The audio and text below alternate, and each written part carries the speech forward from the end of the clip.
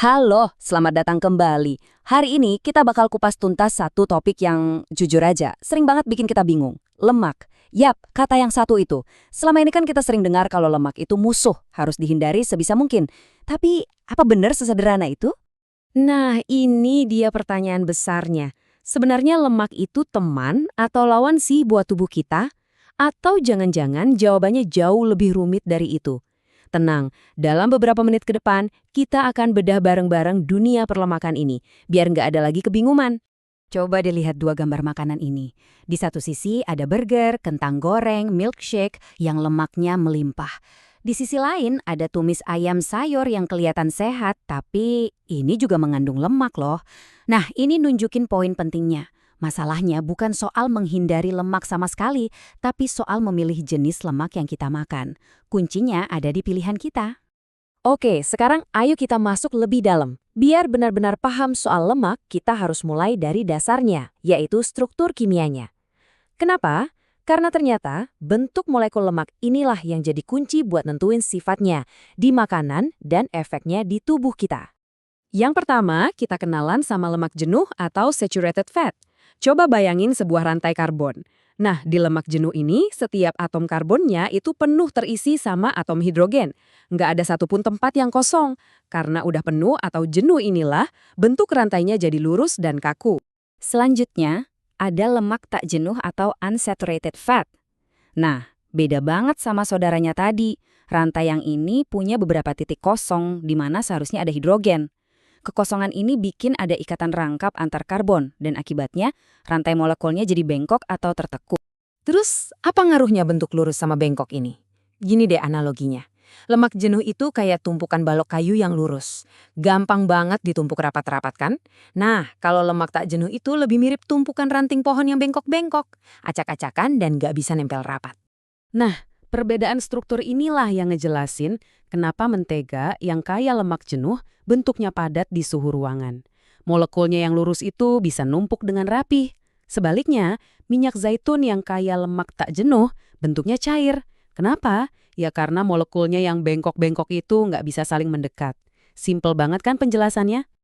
Oke, sekarang kita tahu beda strukturnya. Yuk kita bahas dampaknya buat kesehatan kita. Biar gampang, kita bisa bagi jadi 3 kategori. The good, yaitu lemak tak jenuh. The bad, yaitu lemak jenuh kalau kebanyakan. Dan the ugly, lemak trans. Mari kita fokus ke si buruk rupa, lemak trans. Ini nih biang keroknya. Seringkali lemak ini dibuat di pabrik dan jadi musuh nomor 1 buat kesehatan jantung. Masalahnya dia punya efek ganda yang bahaya. Dia nggak cuma naikin kolesterol jahat alias LDL yang menyumbat pembuluh darah, tapi dia juga nurunin kolesterol baik atau HDL yang tugasnya justru membersihkan sumbatan itu.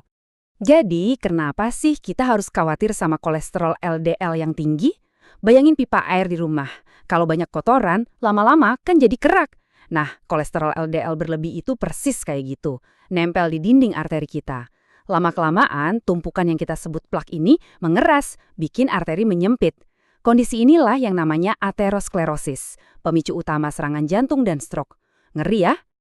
Terus, seberapa banyak lemak jenuh yang boleh kita makan? Aturannya gampang kok.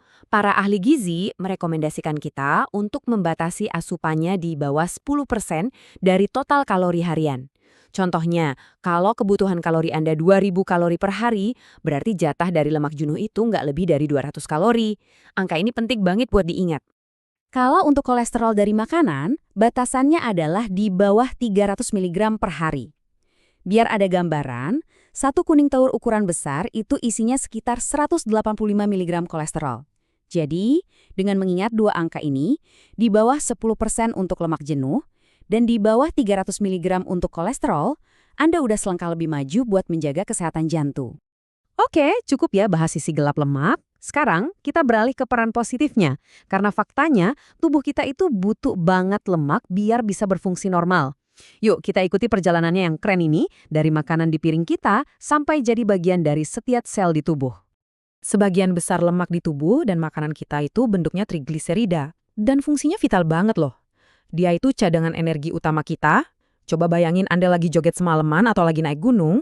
Nah, energi yang dipakai itu sebagian besar datangnya dari simpanan trigliserida ini. Selain itu, dia juga berfungsi kayak jaket tebal yang melindungi kita dari dingin dan jadi bantalan empuk buat organ-organ penting kita. Terus gimana cara tubuh ngolahnya? Perjalanannya dimulai di mulut, di mana lemak mulai meleleh kena panas tubuh. Tapi, keajaibannya terjadi di usus halus. Di sini, cairan empedu bekerja kayak sabun cuci piring, memecah gumpalan lemak besar jadi butiran-butiran kecil. Setelah itu, barulah enzim bernama lipase bisa bekerja dengan efektif buat memecahnya lagi sampai bisa diserap tubuh. Eits, setelah diserap, ada masalah baru. Lemak kan nggak bisa larut di darah, yang isinya kebanyakan air. Terus gimana dong? Nah, disinilah pahlawan kita datang, lipoprotein.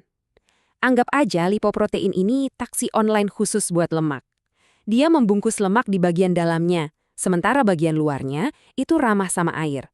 Jadi, si lemak bisa diantar dengan aman lewat aliran darah ke seluruh sel yang butuh. Keren kan? Selain trigliserida, ada 2 jenis lipid penting lainnya. Pertama, fosfolipid.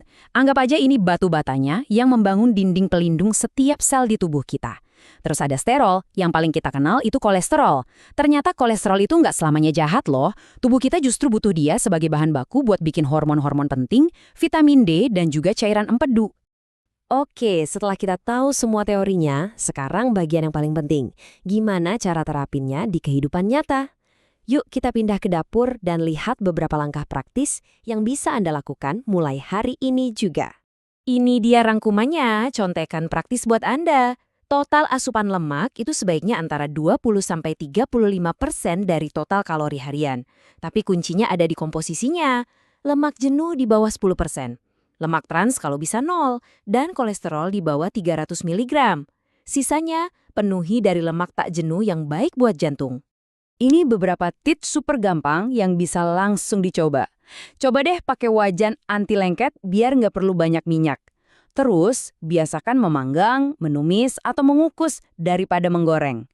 Dan satu lagi yang simpel tapi dampaknya besar. Sebelum masak, buang bagian lemak yang kelihatan di daging dan kulit ayam. Nah, pilihan minyak goreng ini penting banget. Coba deh mulai batasi pemakaian minyak yang tinggi lemak jenuhnya, kayak minyak kelapa, minyak sawit, dan mentega. Gantinya, jadikan minyak zaitun, canola, atau minyak dari kacang-kacangan sebagai pilihan utama. Ini pertukaran kecil di dapur, tapi manfaatnya besar buat kesehatan. Jadi, kalau ada satu hal yang paling penting untuk dibawa pulang dari obrolan kita hari ini dia pesannya. Tujuannya bukan diet tanpa lemak sama sekali, karena lemak itu esensial. Tujuannya adalah jadi konsumen yang cerdas dalam memilih lemak. Kurangi yang jenuh dan trans, perbanyak yang tak jenuh. Itu kuncinya. Sebagai penutup, saya mau kasih Anda sebuah pertanyaan untuk direnungkan.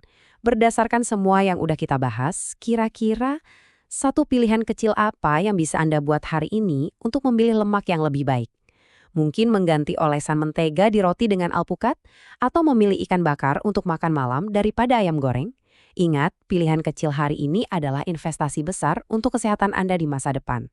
Terima kasih sudah menyimak.